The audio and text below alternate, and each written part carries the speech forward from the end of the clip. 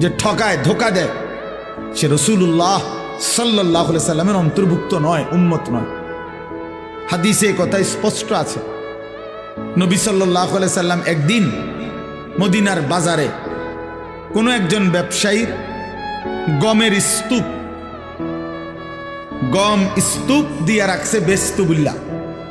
আল্লাহ নবী সাল্লাল্লাহু আলাইহি সাল্লাম সামনে গিয়ে দেখলেন উপরে সবগুলো গম শুকনা।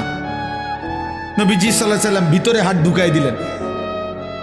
হাদিস এটা। হাত ঢুকাইয়া ভিতর থেকে গম বাহির করে আনলেন যেগুলো ভিজা। তো আল্লাহ নবী সাল্লাল্লাহু আলাইহি সাল্লাম বললেন, এই যে তুমি উপরে সবগুলো শুকনা গম দিয়া ভিজাটাও চালায় দিবা, এটা তো তুমি ধোকা দিলা।